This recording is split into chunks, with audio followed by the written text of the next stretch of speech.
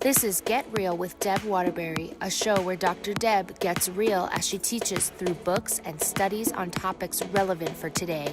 And now, here is your host, Dr. Deb Waterbury. Welcome back to Get Real with Deb Waterbury. So we have been studying 6 pairs of sandals over the course of the last 7 weeks or so, and talking about 6 amazing women from the Bible and how we can find our giftings and how we can find the way that we can serve one another as women in our local churches in the last few weeks. Again, if you want to get that book, 6 Pairs of Sandals, you can always go to my website at debwaterbury.com and get that at any time. The lessons are going to be on the YouTube channel forever and ever, so you can always go back to those. But starting today, we're going to go into a new study, and we're going to go into a study that it used to be probably one of my least favorites, but it's become one of my favorites because it is so practical. And I'm going to say what we're going to study, and many of you are going to be going, oh, no, not that. But we have to understand studying the practicalities of what it looks like to be a Christian is so important. And you know that, especially given the way things are these days. So we're going to be looking at the book of James. And the book of James, I find that was the very first book I ever wrote, was a book about the book of James. It's actually this one right here called James on the Mount. I will be going loosely through this as we are going through this study. So again, this book is also available at debwaterbury.com or on Amazon. Now this book, James on the Mount, where it is a Bible study on the book of James, it also compares James to the Sermon on the Mount, hence the title James on the Mount. And I'm going to explain to you why and why it is I wrote this book in particular and found it, the study of James and the story of James, the brother of Jesus, so enticing and that made me want to write this book. So the first thing that I recognize, about being a prophet or being for these guys, James, for Jesus, whatever, it is difficult for you to have your family hear you. And I've experienced this, and Jesus experienced this. Not that I'm equating myself with Jesus, but if you've been through a change in your life, or if you've lived a certain way, and then you go back and start talking to friends and family about your newfound faith, so sometimes they don't trust you so much. And a lot of times your family, who knew you when you were young and knew who you were, they have a real difficult time taking you seriously as you move into ministry, if in fact that's what happens. Jesus said that a prophet is not without honor except in his hometown and among his relatives. Now and that is so absolutely true. Jesus experienced this with his family, with his brother James, with the rest of his brothers. He experienced that often. And I remember back when I very first started moving into ministry and getting my doctorate and whatever, and I had gone back home to visit my family. And my daddy and I talk all the time about lots of stuff, especially he was the one, even from the time I was 12, my daddy used to debate with me about the Bible because he wanted me to be sharp in that. We'd stay up till like 2 a.m. Because he would bait me with these questions. So it was a natural thing for Daddy and I to continue talking about a certain, I don't remember what we were talking about, but something that had biblical connotations. And he said something, and I quoted from the book of Romans to my dad to give him an example of what I was talking about. And as soon as I did that, my daddy goes, "Wow, somebody's been reading her Bible." Now, I had been in ministry for years, was working on my doctorate in biblical expository studies. But to Daddy, I was still that goof-off 16-year-old that didn't know, her feet from her arms and anything else, because that's who he still thought I was. And Jesus really, he dealt with that as well. Can you imagine? He dealt with this, and he was God. He was God in a man's body, but he's still dealing with his earthly family that didn't take him seriously. The brothers were his brothers, and remember that those brothers included James. So his brothers were often belligerent toward him when it came to his teaching and what he was doing, especially as he moved more and more into ministry and people were paying more attention to him. In John chapter 7, verses 2 through 5, we can read about some of this belligerence. It says, "But when the Jewish feast of tabernacles was near, Jesus' brothers said to him, 'You ought to leave here and go to Judea, so that your disciples may see the miracles you do.'" Now understand, they're being sarcastic here. No one who wants to become a public figure acts in secret. Since you are doing these things, show yourself to the world. For even his own brothers did not believe him. So they're being totally sarcastic right there and saying, yeah, you want to be some big guy, you need to go into the big city. Show them everything what you're doing. What are you doing around these little towns and talking to these people? So they're very sarcastic. Their idea was that Jesus just wanted to be known, that he was just trying to be popular and big. Mark says in Mark 3:21, when his family heard about this, and they're talking about him doing these miracles, they went to take charge of him. Like they were like, okay, he's gone over the edge, because they said he is out of his mind. So there was at one point in his ministry, they're like, okay, we've let you go for a while, but now you're crazy. So they went in to try to grab a hold of Jesus. So these were his brothers, including James, did not believe in him. And didn't believe, they thought that he was just their brother that they grew up with. James, however, his transformation into believing about Jesus, and he didn't up until Jesus was crucified and resurrected. Once he was resurrected, James was like, oh my goodness, all this time I thought that my brother was just my brother being my brother, but this is the Son of God.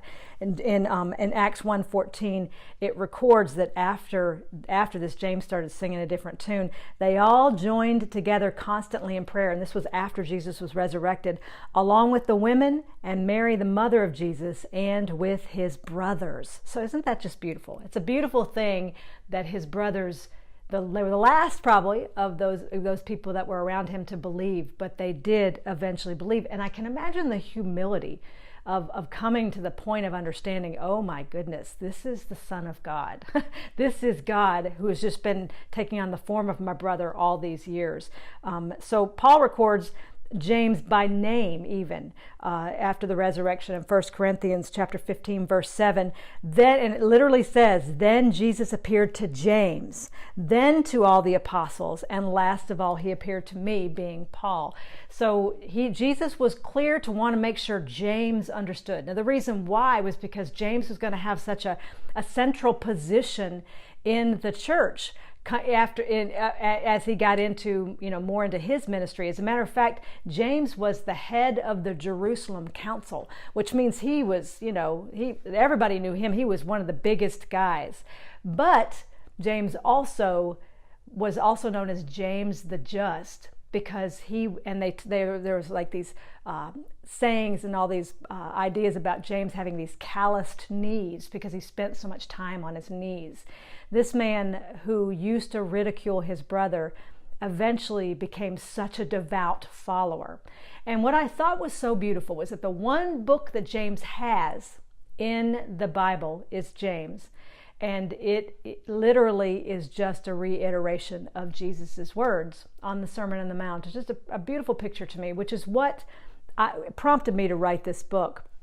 But what we know of the book of James now, because James, unlike Paul, is very about this is the way you need to believe and this is the way you need to behave so that you can be assured that you are saved. It is, so we call it the handbook for Christianity, the handbook of Christianity, the handbook for Christianity. James, and we'll talk about this next week as we introduce the book, James literally just starts.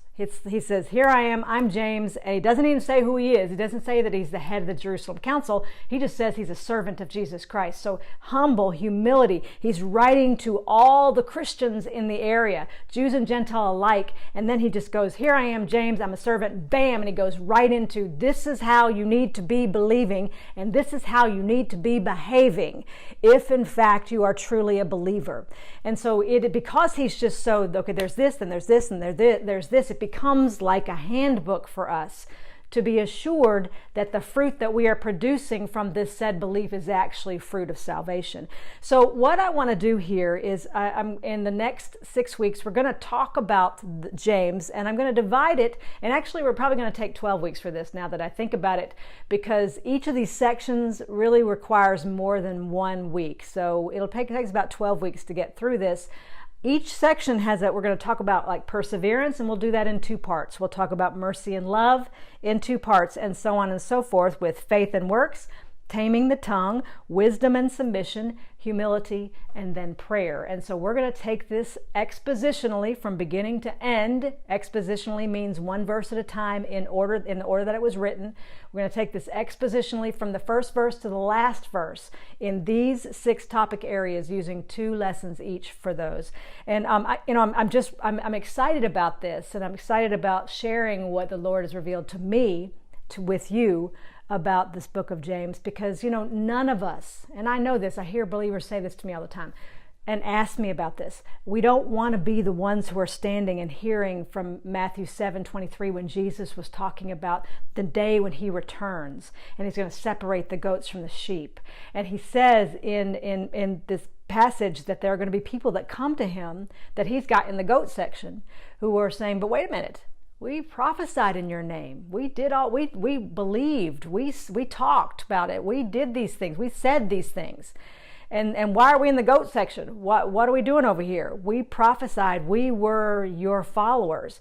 And Jesus very clearly says to some of those people, and this is from Mathew 7:23, he said, he will say, I never knew you.